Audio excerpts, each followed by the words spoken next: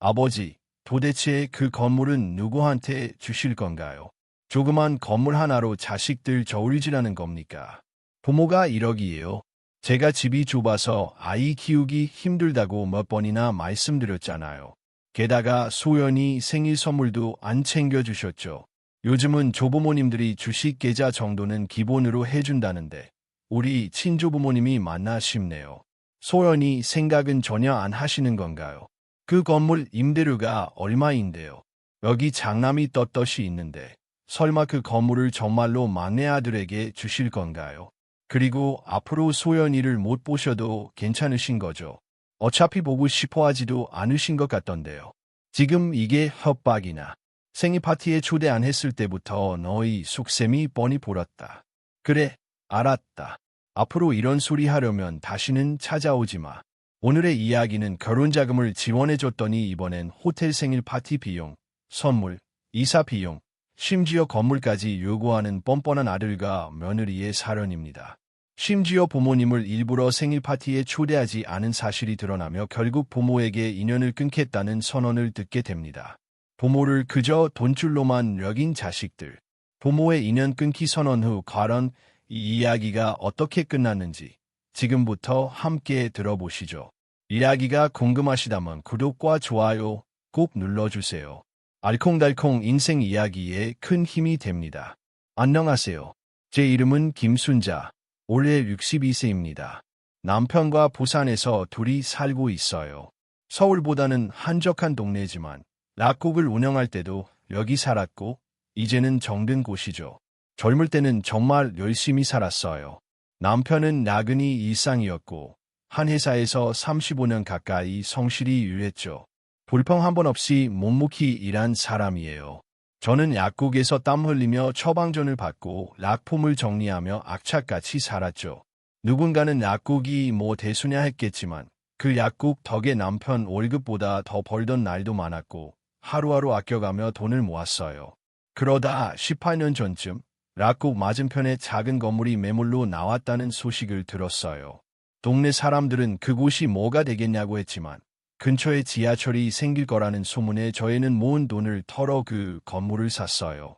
그게 지금까지 우리 부부의 든든한 버팀목이 됐죠. 그런데 우리 큰아들 정수는 그 건물을 자기 거라고 생각해요. 당연하다는 뜻이요. 정수는 영리하고 눈치 빠른 아이였어요. 결혼할 때 집값이 부족하다고 해서 우리가 2억 넘게 지원해줬죠.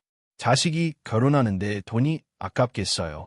그때 며느리 윤희도 어머님, 아버님 덕분에 너무 편하게 시작하는 것 같아요라며 연신 감사 인사를 했어요. 그 말에 저도 뿌듯했고 그냥 잘 살길 바랐죠. 그런데 손녀 소연이가 생기고 나서 분위기가 달라졌어요. 만날 때마다 은희가 하는 말이 어머니, 요즘 아이 키우면서 다른 집을 사고 이사하더라고요. 소연이 키우기엔 여기가 좀 좁고 교육 환경도 별로예요. 결국 이사 좀 시켜달라는 거였죠. 그 말 들을 때 젓가락 들던 손이 멈췄어요. 정수는 옆에서 슬쩍 거들었어요. 엄마, 꼭 큰 집을 지금 당장 원한다는 건 아니에요. 하지만 애 교육 생각하면 동네도 좋고 좀 넓은 곳으로 가야 하잖아요. 말끝을 흐리며 양심이 있는 척했지만 속셈이 뻔했죠. 그날 밤 남편이 조심스레 물었어요. 당신 생각엔 정수 말대로 집을 옮겨주는 게 나을까? 건물은 아직 멀었으니까. 순간 가슴이 철렁했어요. 결혼자금도 지원하고 이사도 시켜주고 건물까지 정수한테 줄 생각인가? 틀린 말은 아니었지만 마음 한구석이 서운했어요. 애나 작은 아들 정민도 있으니까요. 그런데 정수는 자주 이렇게 말했어요. 정민이는 해외에 계속 있고 제가 부모님 곁에 있잖아요. 나중에 건물도 제가 받아야죠. 처음엔 농담인 줄 알았어요. 하지만 요즘은 그 말이 진심처럼 들려요.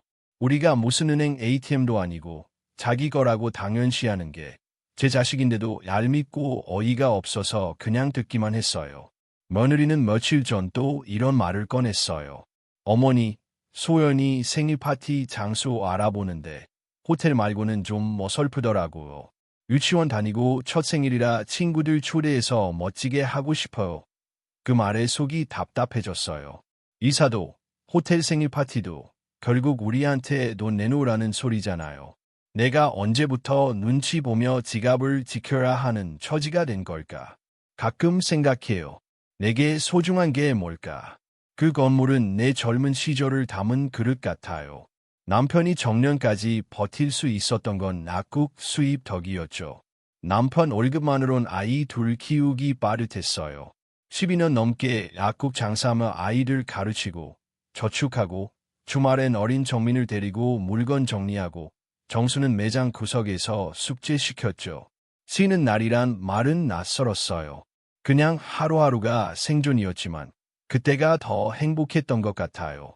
아이들이 우릴 필요로 하고 남편과 땀 흘리며 통장 잔고가 쌓이는 게 기뻤어요. 18년 전 락구 맞은편에 건물이 나온다는 소식을 듣고 결심했어요. 이건 우리 평생 자산이 될 거야. 다들 말렸죠. 거긴 장사인데 차라리 아파트 사라. 하지만 우린 선택했어요. 그게 지금의 건물이에요. 처음엔 빈 방만 있던 곳이 하나둘 임대인을 들이며 카페, 미용실로 채워졌고 이제 임대료로 넉넉한 노후를 보내고 있죠.